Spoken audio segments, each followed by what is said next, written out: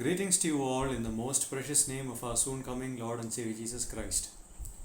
Thank you for tuning into this video where we are continuing to study the Gospel of Mark. In today's video, we will look at chapter 8, verse 34 to 38. Its parallel passages are found in Matthew 16, verse 24 to 27, and Luke's Gospel, chapter 9, verse 23 to 26. The most important choice that we make in our lives regarding Jesus has its implications in the future life. Those of us who believe in Jesus will go into heaven. The topic that we don't talk about much is how that choice affects us today on earth. What is involved in choosing Jesus today? What is the huge sacrifice involved in choosing Jesus? What cost is incurred in the most important choice of our lives? This is what we will look at in this video. Now in verse 34 we read like this: "And calling the crowd to him, along with his disciples, he said to them, 'If anyone would come after me, let him deny himself, take up his cross, and follow me.'" Following Jesus has life-changing, life-threatening, and Christocentric implications as a believer. Jesus speaks to the crowd, which included his disciples, and addresses the topic of coming after Jesus. He puts three conditions to follow him, or rather, he puts three conditions to come after him. Number one, let him deny himself. It simply means that as a person has made the choice to believe in Jesus for salvation, that person submits to the Lordship of Christ. In Greek, the word deny means to refuse association. It means that from the time of belief, there is no authority that the believer retains in decisions pertaining to their life. The believer has forfeited his right to decide the matters of his life and has given them over to Jesus. From the point of salvation, Jesus owns the believer exclusively and has the lordship over him or her. The second thing we see in this passage is take up the cross.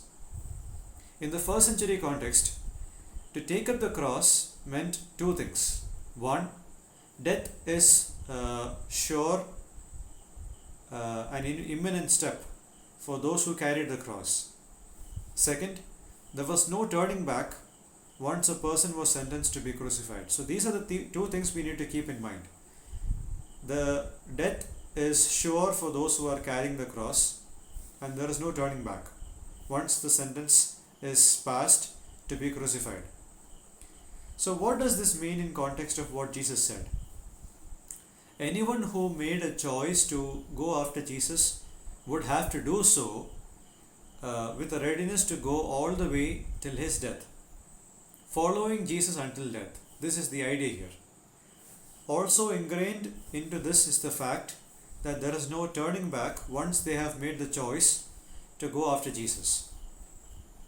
The third thing here is follow Jesus. It means that the way Jesus spoke and taught becomes the code of conduct of our life. His teachings on various things and topics are what should function as lifeguards or life guidelines, in fact, for our situations in life.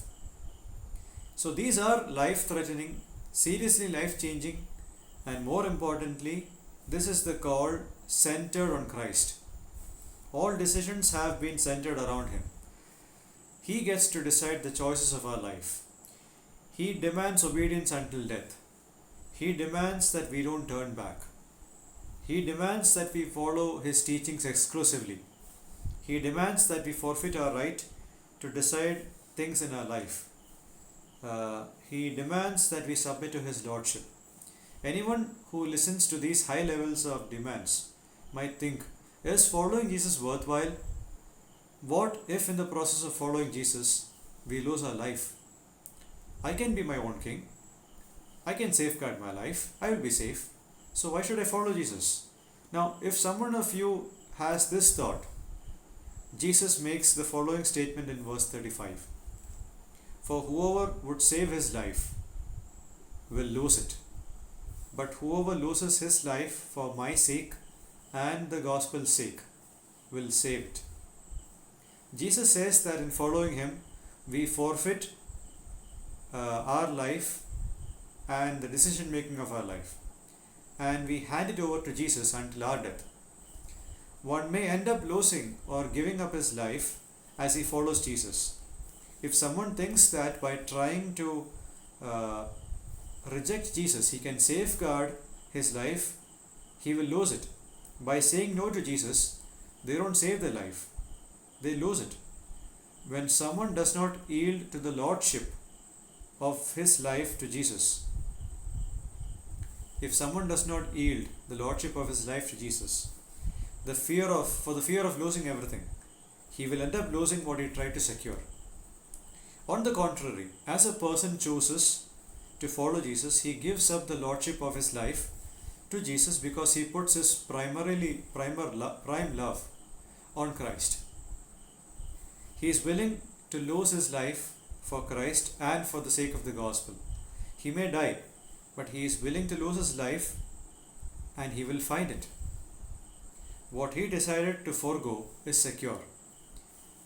When someone who doesn't want to believe in Jesus avoids Jesus, fearing for his life, he will end up losing what he tried to secure. On the contrary, if someone gives away his life in the hands of Jesus, he saves his life as well. So if someone follows Jesus and forsakes or loses even his life in that pursuit, it is not lost. The life is not lost because it is secure in Jesus. Being a Christian impacts our very soul or life. Our lives are not secure until we entrust our life with Jesus.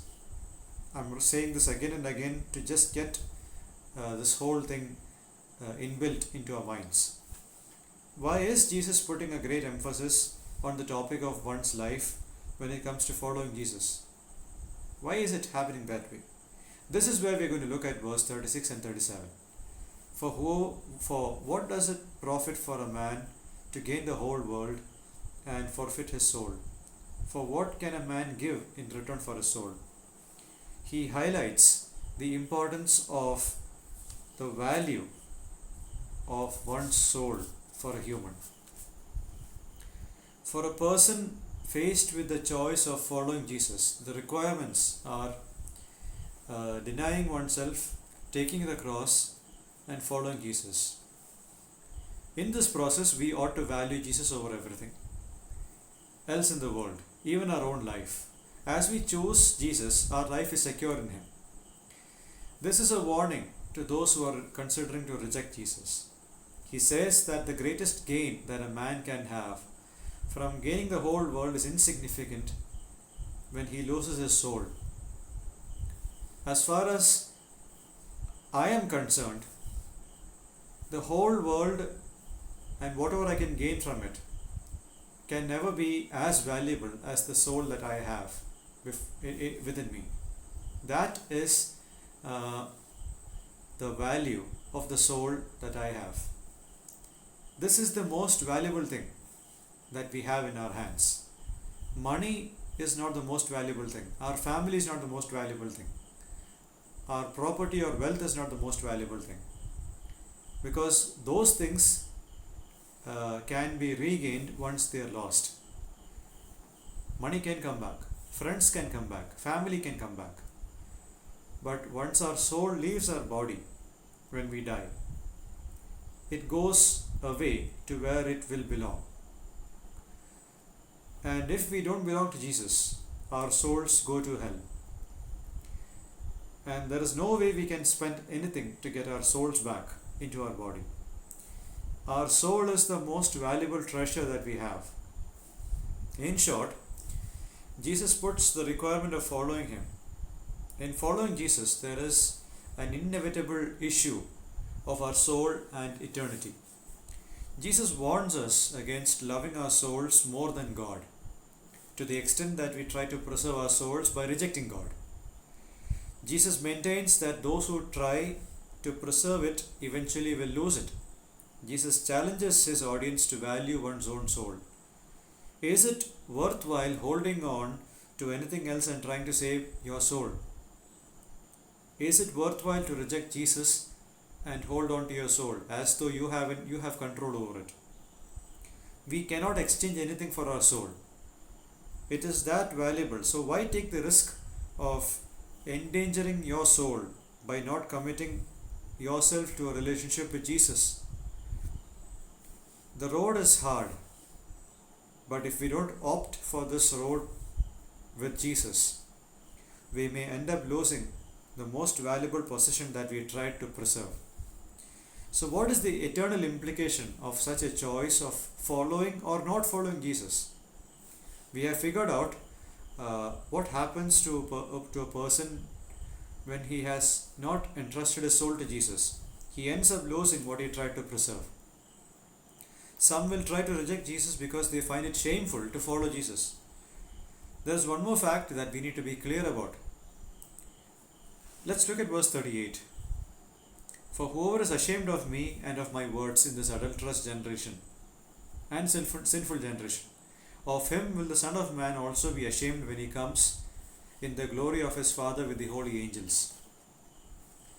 What Jesus alludes to in verse 38 is the fact that he will come in the glory of the Father and with the holy angels, a clear reference to what he does in terms of judging the world.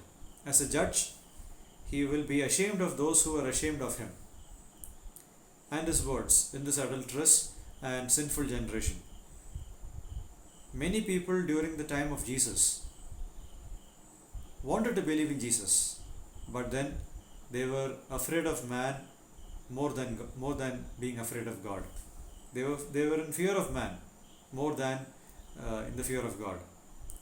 And they wanted to be a part of the wicked crowd that was already there at that time. And that is why they rejected Jesus.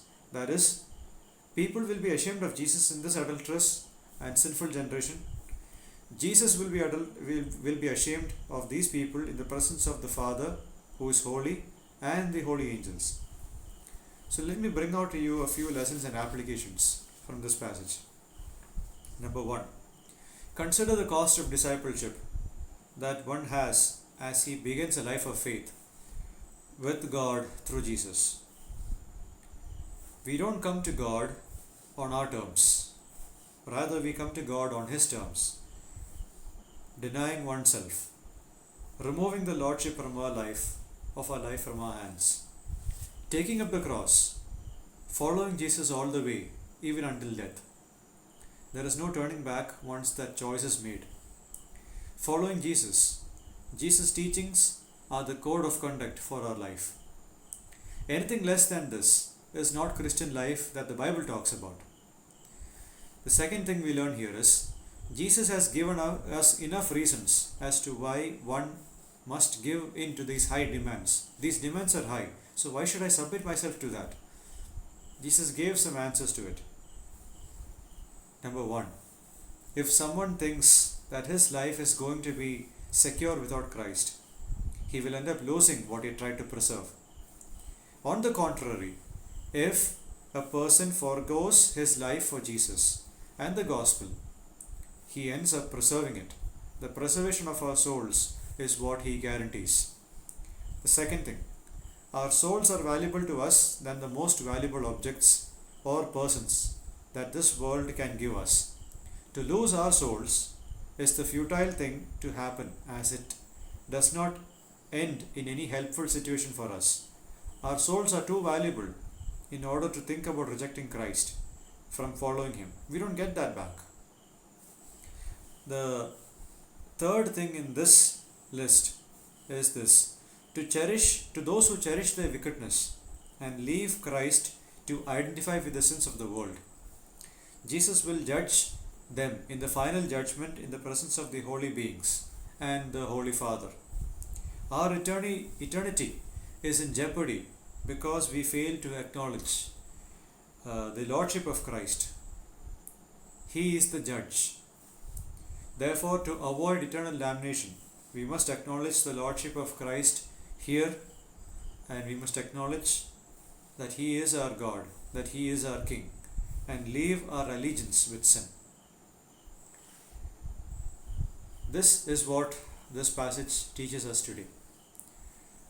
I urge my listeners to think over these things and ponder over these things, and may God bless you all in your pursuit of eternal life. May God's name be glorified.